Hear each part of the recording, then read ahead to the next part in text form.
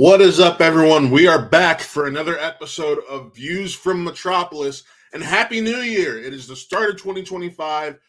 This show is really going to get going in the next few months because starting in about mid-March, this show is going to go weekly, essentially, so I'm really excited for that. But that's not what we're here to talk about. We are here to talk to you about Smallville Season 4, the very interesting season where I have a few highlights for myself personally, and yeah, it's Clark's senior year, so we're gonna dive into that. We're gonna dive into the Stones of Knowledge. We're gonna dive into the introduction of Lois Lane and so much more. So without further ado, let's get things going and check out the views from Metropolis.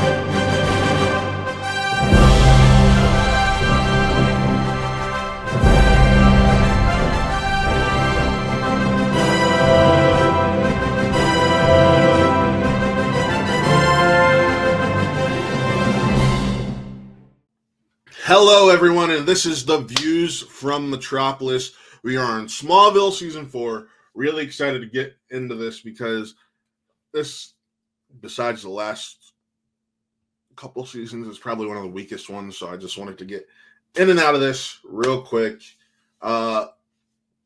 This is going to be interesting because this week is going to be one of those few weeks, this week and next week, are about to be some of those few weeks where we have back-to-back episodes. Next week is Superman 3, and you'll be able to see the special guest for that soon. But I'm really excited to dive into Smallville Season 4 because this was the first time my fondness for this show was challenged as an adult. And what I mean by that is the fact that this is the first time I found myself not remembering a season as fondly while I was watching it. Now, granted, there are a few things I absolutely love about this season. I do love the introduction of Lois Lane. I do love being introduced to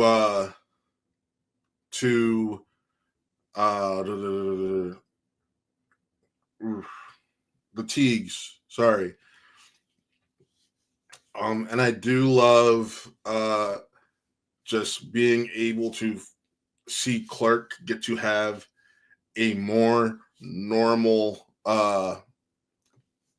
senior year in terms of being able to live a high schooler's dream. He's the star football player and all of this stuff. And I also love being able to see the introduction of our first known DC character, which I always laugh at looking back at it, but the fact that instead of going with Barry, they went with Bart, who Bart is the Flash from the future.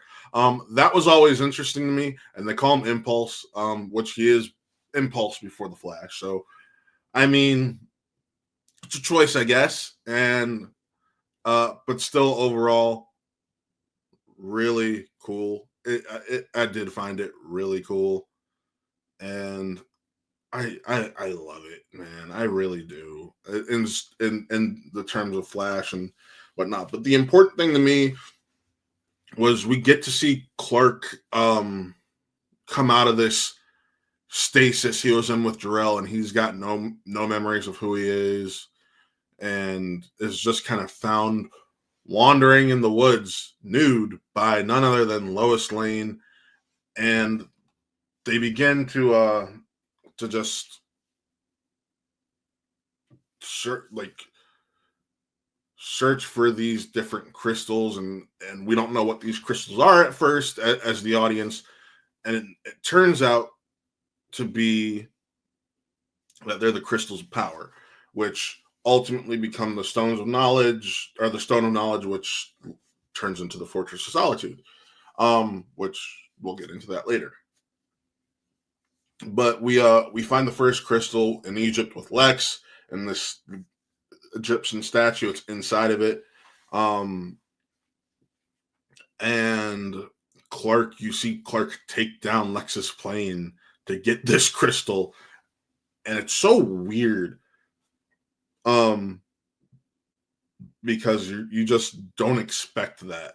But also, you have Jonathan Kent, who was left in that coma, be awakened from the coma once Martha is able to stop this evil Clark, because he's not necessarily evil, because it's not like him when he's on Red Kryptonite. He's just on his father's mission and brainwashed more so than anything. And once she's able to break Clark from that spell, Jonathan wakes up, and that's kind of like the Clark story of this. But the introduction for Lois Lane was an interesting one, because the introduction for Lois Lane is the fact that she's Chloe Sullivan's cousin. And they never really state which side, if she's from Chloe's mom's side or if Lois's mom was Chloe's dad's sister, but that's just something you're not. It's one of the big mysteries I've always felt to Smallville. So you just let it be. They're just cousins, so on and so forth. But after that big explosion, Lois has come to town to investigate her cousin's death, and I just found that interesting. So that's the first episode, and then we get more into that storyline, where in episode 2, they continue their search for Chloe, and they discover that Lex and General Lane have hidden her away for witness protection purposes. But Lionel has managed to send a drone of his, a crony, to go kill her, because she's going to testify against Lionel, so he can, just get out of this jail that he's in. And then it's kind of weird, because for the next couple weeks we go back to these creature of the week type episodes, where you get the kryptonite enhanced plastic surgery episode, and you get the cheerleaders who are spiking the sports drinks to create a love potion. And but within one of those episodes, we learn about Lex is handing over all of his research that he's had on Clark to Clark, to show him, like, hey, I want to fix this. Now, granted, this is the season where we really start to see that Lex and Clark relationship just start to really fall apart. So this is one of Lex's ways to try to win Clark back over. And it's so crazy how we see the whole rise and fall of a friendship in a 5-year season span, but it works really well. Then after those 2 Creatures of the Week episodes, you get the introduction of Bart Allen as Impulse, and it just goes from there. I do have to say, Kyle Allen as Bart was just awesome. Or not Kyle Allen. Excuse me. Kyle Gallner, who is well known recently more for his his appearances in horror films. Like he's in Scream 5.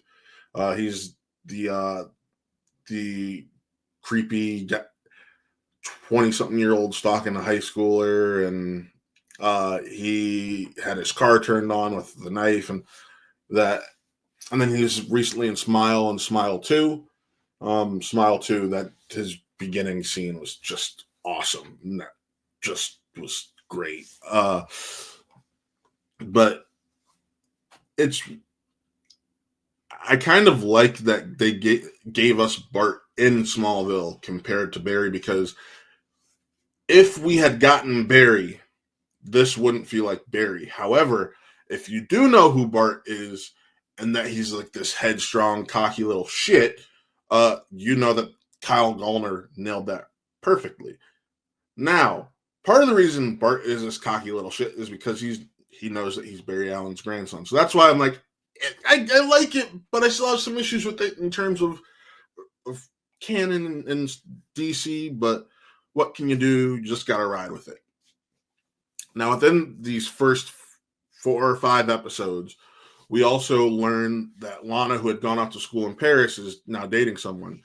And that someone is Jason Teague, played none other than by Jensen Ackles, who I am an avid Supernatural fan. And it's funny because we run into issues later on in this season, and I think that's kind of why I have issues with how things end up working out, because while this season is filming, Jensen books Supernatural. So in the latter half of this season, we have a lot of Jason's off doing something for his mother or Lex, and his communication is just like a line or two via phone call until about the finale or so. And it's funny to me because for those people who don't know, Smallville and Supernatural shoot in about the same area, or shot in about the same area. Both have ended their runs now. So Jensen would some days, depending on what would have to go on, be hopping from one set to another, which I find hilarious and funny. That had to be just absolutely draining on the guy. So that's a little cool or not, but Lana ends up finding one of the symbols from the Stone of Power, and it turns out to be from a witch who then possesses Lana and has this just tattoo on her as a tramp stamp on her lower back. It's a whole weird thing, and it helps tie her to the Teagues more and all this. I was just like, oh, okay, let's see where this goes. And because I think the reason why I have issues with this storyline is the fact that I was just like, I don't remember it much as a kid, and I think I know why, because it's not interesting. I remember Lana getting a tattoo, and I was like, oh, okay, there's that, cool. It's that. I forget where this goes. And it just leads to something that is not very interesting at all, in my opinion. So that kind of sucks. But that just becomes a recurring theme later on in the season, and we'll get to that.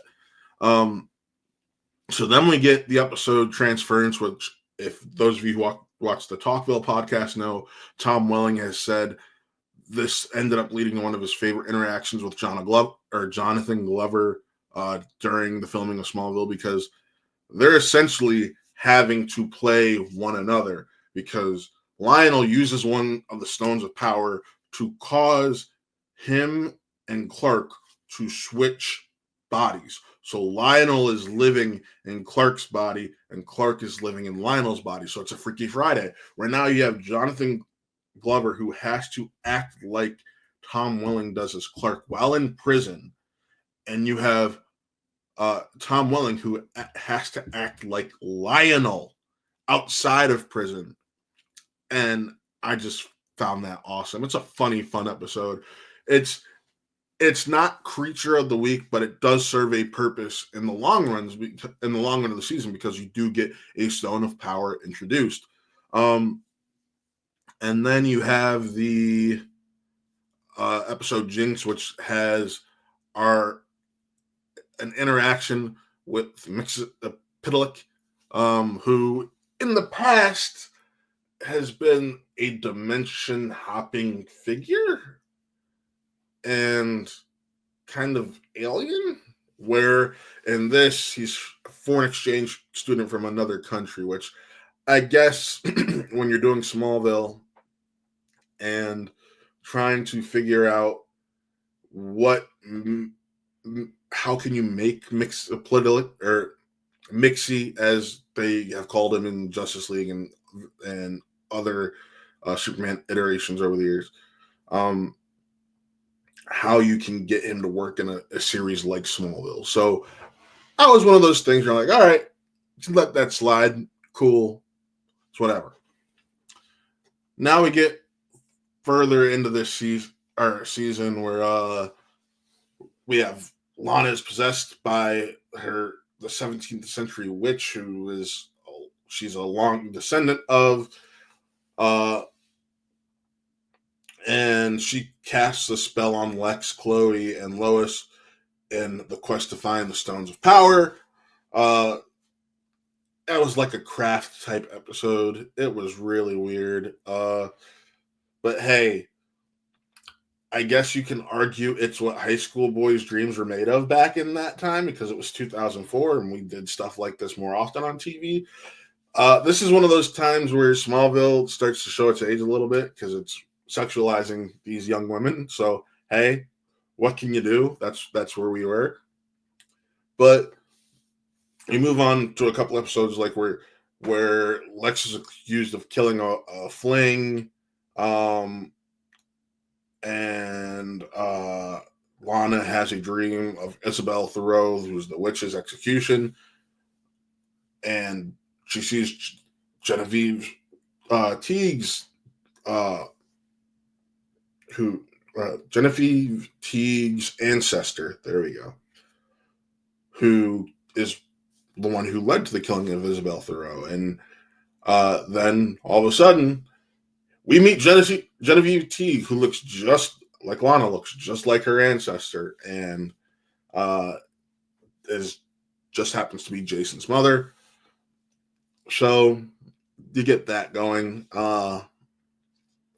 That's an interesting thing because we find out in the next few episodes that the Teagues and Lionel have history, and it's the first time we hear the title of Veritas thrown around, and that is explored later on in other seasons further along.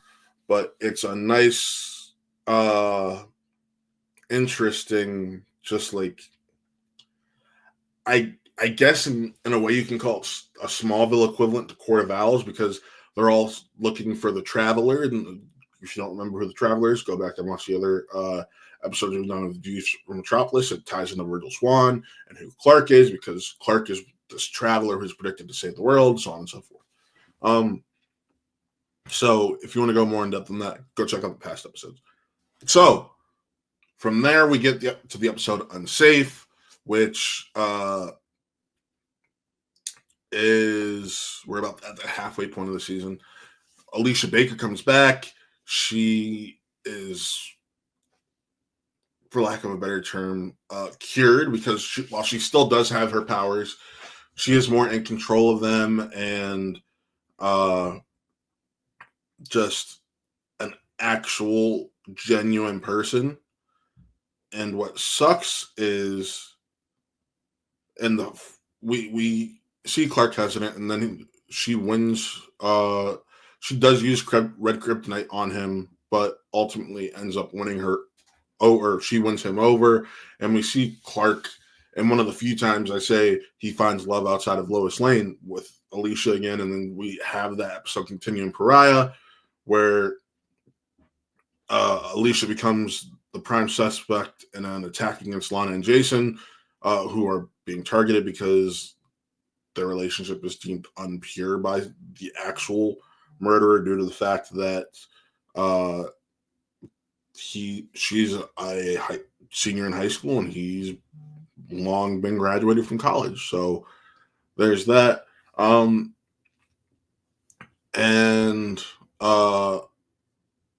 it causes Chloe, or causes Alicia to unknowingly reveal her power or his powers in front of Chloe, which she then holds. She becomes more understanding going forward, but Clark doesn't know why. There are a couple of interactions that they have where Chloe can see something's wrong and just isn't questioning him. Like, do whatever you got to do, and you can even tell on Clark's face, like he slowly starts to realize going forward that something's going up, and like this it takes place over a couple seasons. But Alicia ends up dying. She's murdered by the same person who has been targeting Clark and not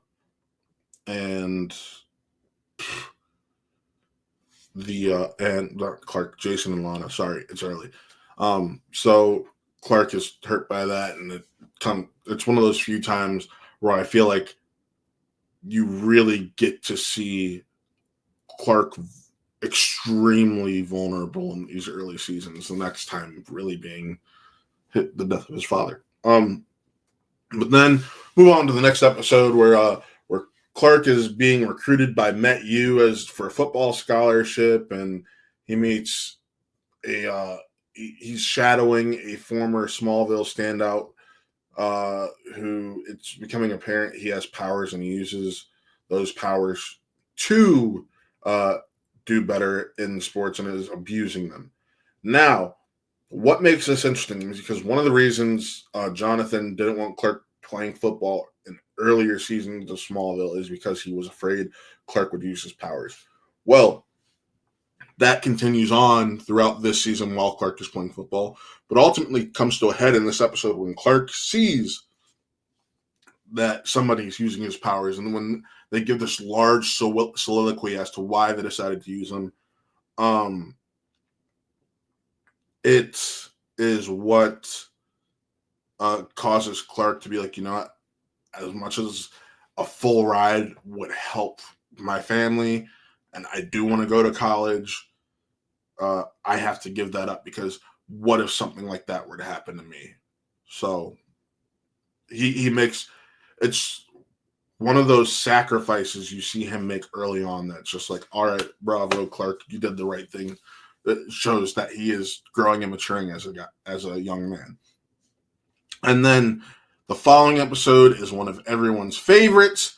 It is the crypto episode, where it's I have a love-hate relationship with this episode, because I do like being able to do a crypto storyline. However, I'm a child who grew up watching Crypto the Superdog and would have loved to see Crypto keep his powers and be Superman's best friend while in the field and so on and so forth. But we don't get that. We do get these dogs who are being injected with a kryptonite serum that gives them the powers of Superman, whether it be super speed, super strength. And you find out that it was a part of an aborted Luthor Court experiment, and the robbers were the trainer, or the people using these dogs were the trainers, and they're using it to rob and steal money. So that was a fun little one-off episode. And then we get back to some of the interesting, and I'd say this is where we start to argue that this season really, like, as messy as it's been, it gets a little bit messier. There are some interesting episodes in here, but it is really rough. And this is the episode where we get a goodbye to Dr. Swan, because Clark gets a message from him, and it's like, hey, you need to go here, so on and so forth. And Lana is possessed again. Jason and Lex go to China to search for Stones of Power. Possessed Lana goes to search for the Stones of Power also after being tortured, and it becomes like a three-way race for the stone, which ultimately leads to Lana and Jason, or Lana getting the stone and hiding it. and she's no longer possessed afterwards. So that was interesting again. Then you meet Lucy Lane and her whole history and how she's stealing money to pay off European loans. It's not a good episode. The biggest thing to come out of the episode is a thief breaks into Lana's apartment and steals the Stone of Power, the crystal, and Jason suspects it to be Lionel. So that's the biggest part. Now, in this run of really interesting, for lack of a better term, actually there's better terms, but it's a kinder term, is Onyx, and that is the episode where we get the creation of I want to say it's we see black kryptonite get made, for lack of a better term, and there's an explosion with kryptonite that leads to Lex to split into two sides: his better half and his evil half. And the evil half is Alexander, is released, and he pulls a Man in the Iron Mask with Lex, and he starts this rampage of trying to convince Lionel to return to his dark evil nature, and threatening to close the town unless Lana moves in with him. Tries to kill Clark and Chloe, who are investigating the explosion. All this stuff, and it ends up with a really just. It's really where you can argue Lex goes dark. This is that turning point episode, in my opinion, because this is where Lex, you finally see that full other half of Lex, which we know ultimately ends up winning, for lack of a better term, over the next few years, and we get an evil Lex. It's no more the fight of good and evil within him, for the most part. There are a couple episodes where we get to see it manifested, but ultimately, this is when we get to see the full-on Lex Luthor for the first time in the form of Alexander. And then you get a couple more Creature of the Week episodes, which leads to like Chloe winning prom queen, and she wasn't even really trying to, and Clark losing his memory. Not fun, not the best. And then you have the Ageless episode, which I always found interesting. It is following a newborn who has no parents. It's taken back to the Kent farm. And he ages from a newborn to 7 years old in less than a day.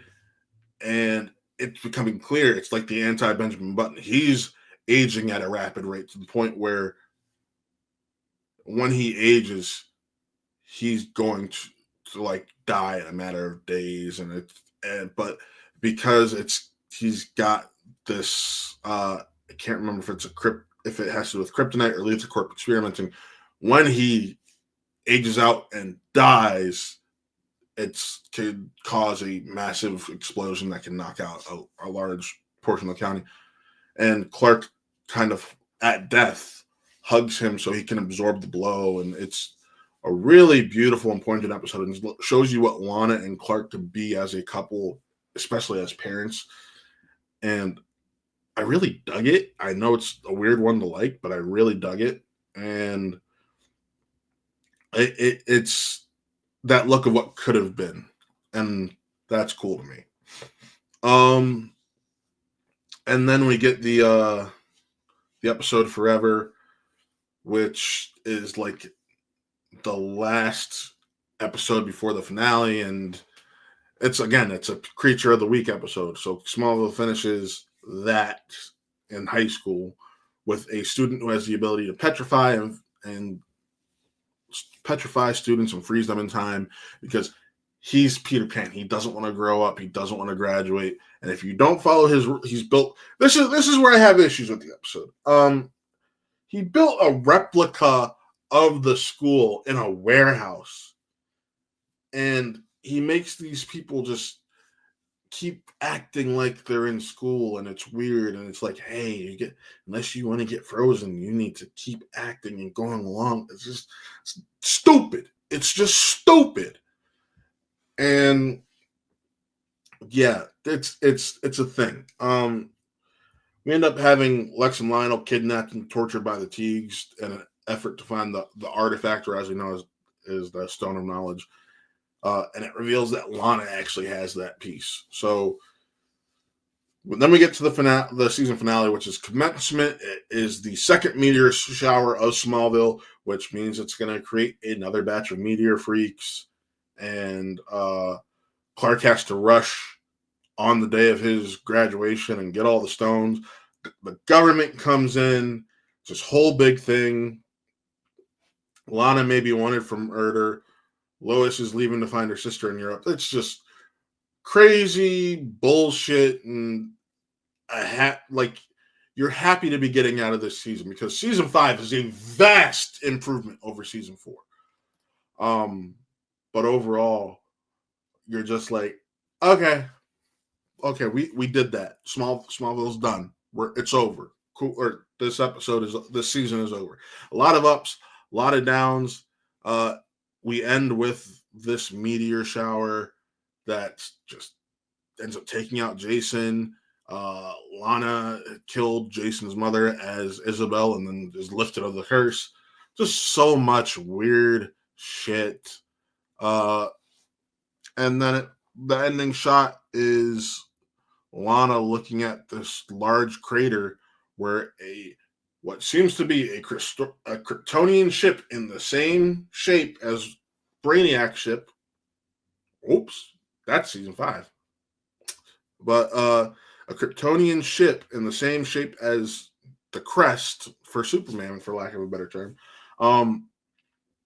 is seen in this large crater, and that is just how the season ends. Like I said, I up top admitted I have issues with the season.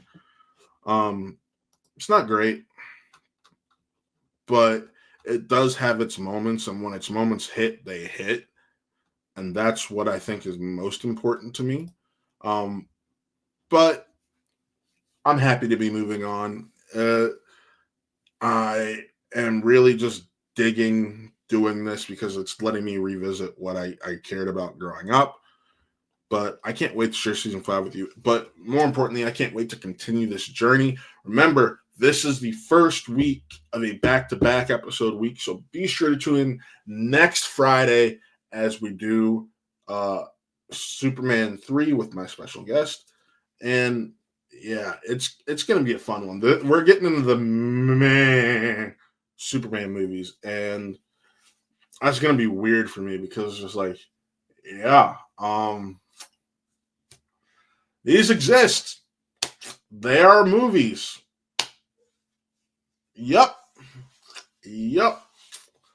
But and then we get to finish it off with Superman, the Christopher Reeve story, the documentary that came out this past year in 2024, and it's going to be a fun time. So I'm excited for that. We're now almost halfway through Smallville. But remember, folks, if you haven't already, like and subscribe everything we're doing over here at Watt Real Entertainment. Check out our sister channel, Watt Real Gaming, which is where you get a lot of our Twitch streams that go on to live after that will go on and live on that channel after the fact.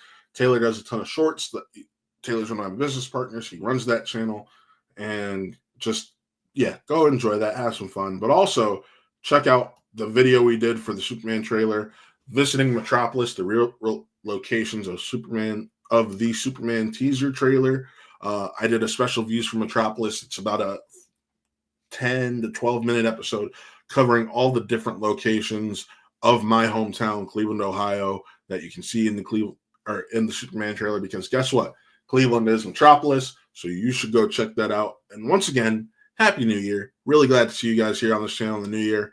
And just keep having fun doing this and all the other things we do, whether that be reviews, reactions, podcasts, so much more. So with that, folks, signing off, I am Matt, and these were the views from Metropolis. We'll see you next time.